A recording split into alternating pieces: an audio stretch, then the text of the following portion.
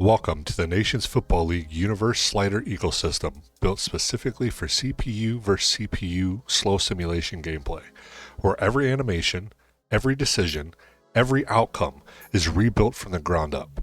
This isn't just a preset, this is the blueprint. It's stress tested under chaos, it's been validated drive by drive, and today I'm giving you the full system. Every slider, every setting, every subsystem working in sync. If you want realistic football, you're in the right place.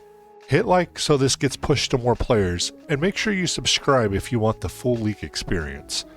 Now, let's break down the system. So the first thing we're going to do is go to settings on the main menu, and then we're going to start with the game options. So favorite team, obviously I chose the Vikings. This is for presentation only.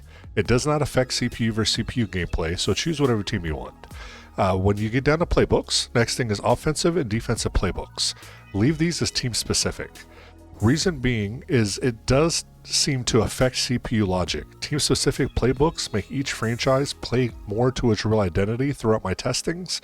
I have done other teams and it does seem like it affects it. I don't believe it's supposed to. It may just be a coincidence, but to be safe, just make sure you have these on team specific. The next thing is going to be for even teams. You're going to want to leave this off. This is critical for CPU versus CPU. It keeps ratings honest.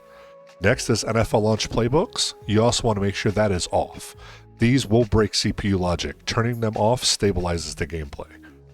Now we jump down into difficulty. For skill level, we're going to be all pro. This affects CPU decision making and animation branching. So an all pro is the most stable base overall out of all the different skill levels. For game style, I've tested on all of them as well. Simulation is the one that's required for realistic animations and true CPU logic. Now getting down into clock management, we have quarter length is now 15 minutes. This is going to affect CPU pacing, drive length, and stat realism when tied in with everything else.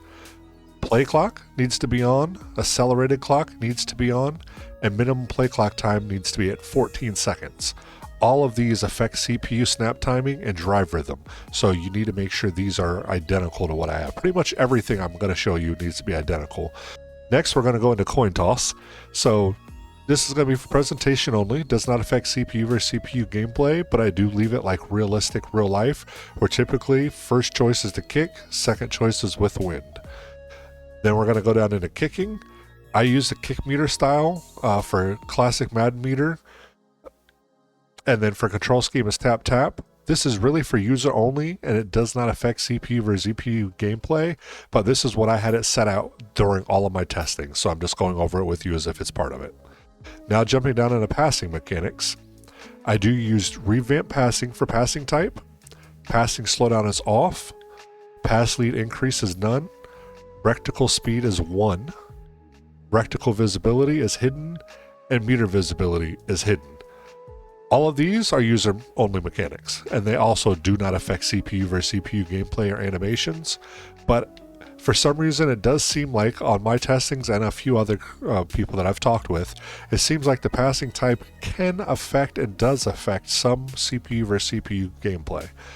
It's not confirmed one way or the other, but this is what I tested it on, so I would advise to just leave it at that. Okay, next we're going to go down to the catching, which is going to be AI wide receiver for user teams. You're going to leave this on. This is user only, and it does not affect CPU versus CPU gameplay. However, there is some AI logic that goes on in the background where even though it's CPU versus CPU, the team that you have selected may still use some user guidelines, so to speak. So you want to make sure that is on just to avoid any AI confusion or logic issues. Next, we go down to tackle mechanics, which is tackle quality text feedback and tackle quality arrow feedback. Just leave those hidden. That's for presentation only and has no effect on CPU versus CPU. Next, we go to gameplay helpers. Auto flip defensive play call, you're going to want on. This affects CPU alignment and is important for CPU versus CPU simulations. Defensive ball hawk, defensive heat seeker, defensive switch assist, control player art, and auto pass are all off. They are all user-only assists, and they do not affect CPU versus CPU gameplay or animations. And then, of course, switch stick delay is none, and I had defensive heat seeker window size at 10%. Next, we jump into the player sliders portion of the game options. So we have injuries at 23, which affects CPU versus CPU injury frequency. Fatigue we have at 60, which affects CPU stamina, rotation, and late game performance especially. For player speed parity scale, we've moved that to 50, and this is critical for the CPU versus CPU simulations as it controls the speed separation and animation branching and helps with a lot of the issues that we've been having so far in Madden 26. For physics-based tackling results, we have at 55. This affects CPU tackle outcomes and contact animation specifically. And then we jump in our precipitation sliders. All of these affect CPU versus CPU gameplay in weather games. These values are meant to simulate wet field physics without breaking gameplay. So we have precipitation catch chance scale at 40, pass accuracy scale at 55, pass strength scale at 45, broken tackle scale at 60, kicking accuracy scale at 60, kicking strength scale at 45, slip scale at 55, and movement penalty scale at 55. Next, we can move on to wear and tear system, which we will have on. This fully affects all of CPU versus CPU as far as long-term durability is concerned. As far as the impact sliders that we're going to go over, all of these affect CPU contact animations and injury risk, and the recovery sliders affect CPU stamina recovery and long-term health. So for tackle impact scale, we're going to have set at 55. Catch tackle impact is at 60. Hit stick tackle impact is at 60. Cut stick tackle impact is at 60. Defender tackle advantage is at 55. Sack impact is at 55. Block impact is at 50. Impact block is at 55. Per play recovery is at 45. Per timeout recovery is at 75. Per quarter recovery is at 65. Halftime recovery is at 80. Healing reserve pull scale is at 60. And then in menu narration, this is presentation only, has no effect on CPU versus CPU, but I leave it at 0. And then subtitles, I leave off. So that's it for this game options tab. So next, after you've got all those set, you're going to want to go over to penalties. So for penalties, obviously all penalty sliders affect CPU versus CPU gameplay. These values will create NFL level frequency without ruining pacing. Now, keep in mind that you do have to tweak this because as you've noticed, we've only got so many penalties on here. There are a lot of penalties in real life NFL that Madden does not have to call. You know, low blocks, chop blocks, horse collar tackles, and the list goes on and on. So I have revamped this to where you are going to have quite a bit more offsides, quite a bit of false starts, quite a bit of holding especially. But this is all set up to make the correct frequency of penalties in a game. You will still have diversity. You're still going to have your DPIs, your OPIs, and stuff like that. But it is imperative to have these set as how I have them and make sure all the rest are on. That way you at least have the correct amount of penalties that affect a normal game. So what we're going to do for this is offsides is at 95. False start is at 95. Offensive holding is at 60. Face mask is at 95. Illegal block in the back is at 60. Roughing the passer is at 50. Defensive pass interference is at 95. And then ineligible receiver downfield, offensive pass interference, kick catch interference, intentional grounding, roughing the kicker, running into the kicker, and illegal contact are all going to be on. Now, once you've got that done, we jump over to player skills. So player skills and CPU skills will be the exact same. These will directly affect CPU versus CPU gameplay, and mirrored values help keep the ecosystem balanced. So remember how I said before on the game options, there are times where the AI logic will utilize player skill sliders in CPU versus CPU gameplay because the user team is still deemed player or user at times in some of the logic branching in the background. I have noticed differences when these are different, so you need to make sure they are mirrored correctly. So we're going to start, and we'll go over both, but they're going to be the exact same. But QB accuracy is going to be at 39. Pass blocking is at 95. Wide receiver catching is at 45.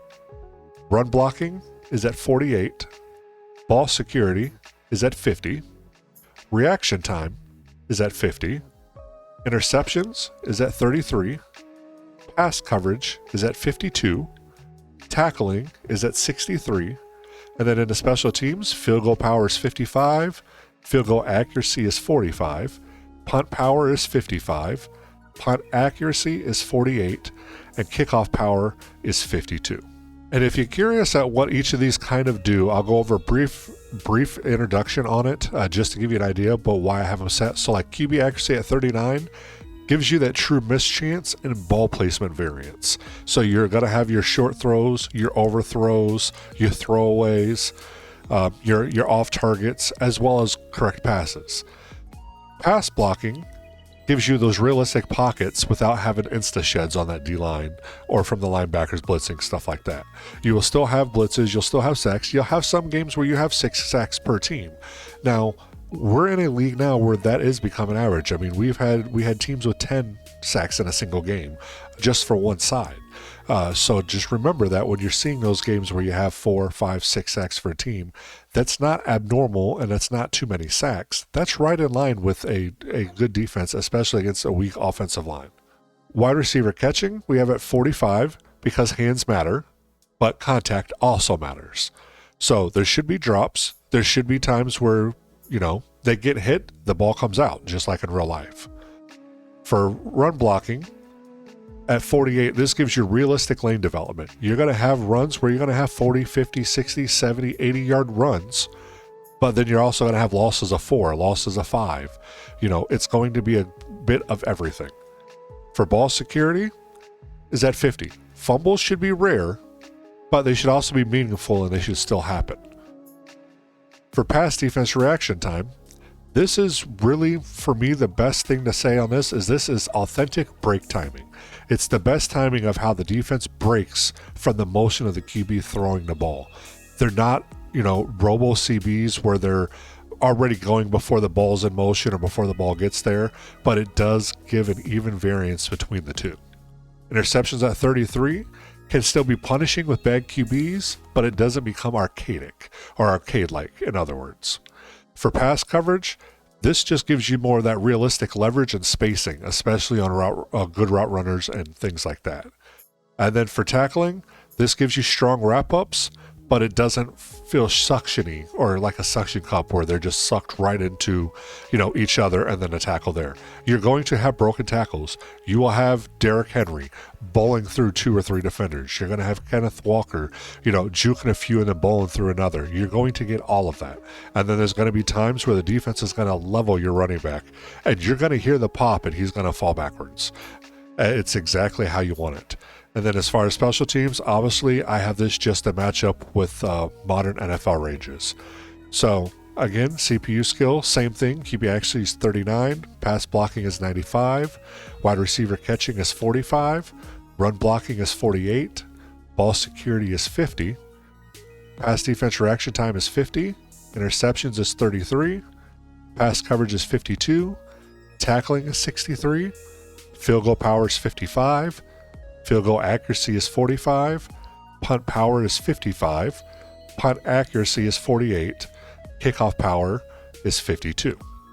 Now, once you have these done, we would jump over, skip visual feedback, audio settings, and game controls to auto subs. So these values all affect CPU rotations, snap counts, and stamina management. Every position group here impacts CPU versus CPU gameplay. So I'm not going to really explain philosophies on all of this. I'm sure most of you can understand what's going on and how rotations work and all that. If you have questions, feel free to ask in the comments below. Or you can always jump onto the Patreon page that I have. There are different tiers that also give franchise help, one-on-ones, early access, and a bunch of other goodies. As well as I do have a simple membership here on YouTube if you just want to, support the channel and, give a little bit of thanks or whatever it is for the guides or whatnot. Not a big deal. Biggest thing, just make sure you guys like and subscribe for me to keep pushing these videos out, and comment your thoughts and what's happening in your franchises and stuff like that, and really help build this community up. But let's keep going. So on auto subs, you're going to have all of the override sub strategies for every position on override, and all the sub strategies are custom. Now, for quarterbacks, you're going to be out at 5, in at 10. Halfbacks, out at 78, in at 88. For wide receivers, out at 72, in at 84. Tight ends, out at 70, in at 82. The O-line, out at 5, in at 10. For linebackers, out at 73, in at 81. For defensive tackles, out at 75, in at 83. For edge rushers, out at 76, in at 84. Corners, out at 70, in at 82. Safeties, out at 70, in at 82. Then we move into the fatigue sliders. These do not need to match, and as you've noticed, not all of them do match. Some may match, but it's based off of how I wanted the rotations properly. This allows you to still have, your workhorse running backs are still going to get 20, 30 carries in a game. Your committees will be by committee. So this is all set up to where it works. I built these sliders all specifically for a balance between true team identity and realistic stats and stuff like that. So you're going to have realistic stats, but it's going to be done upon the identity of each team. The Seahawks will play like the Seahawks. The Packers will play like the Packers. The Bills will play like the Bills. So for fatigues, quarterback out at 0, in at 10. Running back out at 80, in at 88. Wide receivers out at 74, in at 84. Fullbacks and tight ends out at 72, in at 82. Offensive linemen out at 0, in at 10. For defense, tackles are out at 73, in at 81. Edge rushers are out at 73, in at 81. Linebackers are out at 75, in at 84. Corners are out at 70, in at 82. And safeties are out at 70, in at 80. Now, once you have all of that done, this is one of the most important parts. You need to go over to player skills and CPU skills, and you need to make sure you save these. Make sure you overwrite whatever you have in there. I've got mine labeled at test. If you want to download them, I do have them in the Creation Center, and it's under NightKnightSims 903, I believe. And you should be able to find them there. And then same thing for CPU skills. You just want to go over, and that's imperative because that's how you're able to import them into your franchise menu. So once you have all those done, now we can go to an actual franchise. So now you start up a new franchise, or if you're already in one, you have to change all of this stuff individually. But if you just create a new one, you can do offline, online, doesn't matter. For this one, we're just going to do offline. Default Creation Center roster. Let the game load up, do its thing. Now, once you're here, pick your team. I'll just pick the Saints for this one. You do whatever you want to do for coaches or whatnot. I'm just going to pick this because I'm just using this as a guide to show you guys. So once you're on this page, you're going to want to go to League Settings. So all of these affect CPU versus CPU logic and pacing. Manual settings, as far as the team settings go, do not affect gameplay. They affect league control. So that's the stuff that you're getting to do. When you get down to these commissioner settings, most of these affect league structure, but not gameplay. However, practice injury, and pre-existing injury do affect CPU versus CPU. Then when you get down here to dev trait management, this affects league-wide talent distribution, but not moment-to-moment gameplay. When you get down to roster protection, these sliders and settings prevent CPU roster destruction. It has no effect on gameplay animations, but it helps keep the league in check. When you get down to wear and tear, all of these affect CPU versus CPU, both short and long-term health. Okay, so let's go ahead and go over all of this stuff. Now that I've explained what each kind of category is for you guys, make my way back to the top here. Wish it would go a little bit faster. So skill level, it's going to be all pro, simulation game style, classic Madden meter, 15-minute quarters. Accelerated clock will be on. Minimum play clock time is going to be 14. Offensive play call cooldown is going to be 3. Offensive play call limit is going to be 8. defensive play call cooldown is 2, and play call limit is 10. When you get to the season experience stuff, you can change that to custom now, but when you do this, it does it automatically. Everything's to manual. Put everything on manual. Auto progress players off. Weekly recap on. Tutorial pop-ups off. Trade deadline is on. Trade type enable all. Trade difficulty normal. Salary cap on. Free agent motivation impact high. Practice squad stealing on. Relocation settings users only. Practice injury on. Injury on. Pre-existing injury I turn off. Prospect storylines on. Draft presentation full. Draft timer on. You will lag out and glitch sometimes if you turn that off, so always leave that on. You can always pause it when you get to the drafts. Fantasy draft order standard. Free agent negotiations on stage 1 5. Free agent negotiations on stage 2 5. Free agent negotiations on stage 3 unlimited. Pre-order bonus on or off, up to you.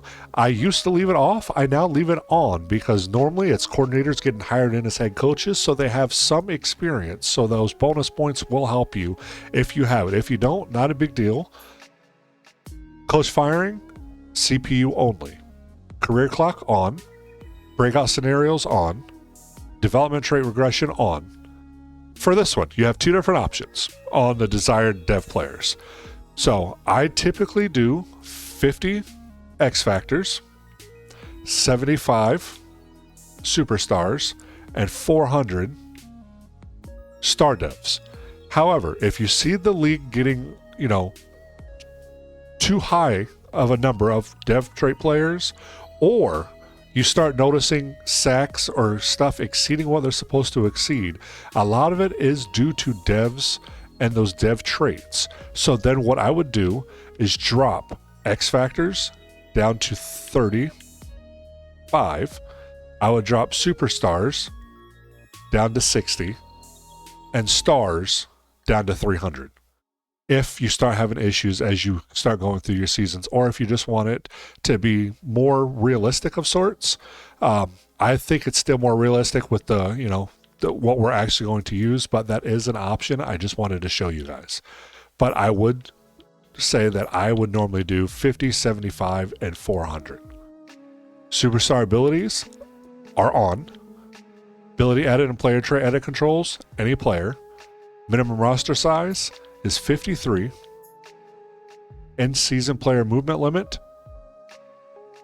is going to be 6. Player overall cut restrictions is at 80. Off-season player cut limit unlimited. Fill roster on. Wear and tear on. All these should be set, but you want to verify it when you get in. Tackle impact scale should be at 55. Catch tackle at 60. Hit stick and cut stick at 60. Defender tackle advantage at 55 along with sack impact scale. Block impact should be at 50. Impact block at 55. Per play at 45. Per timeout at 75. Per quarter at 65. Halftime at 80. Healing pool reserve at 60. And the week-to-week recovery, this you cannot set in the main menu. You can only set this one here. So that's why you need to make sure you're checking everything and getting in here. This needs to be at 55. So once you have all that done, you can go back, set up your coach, whatever you want, and go into the preseason.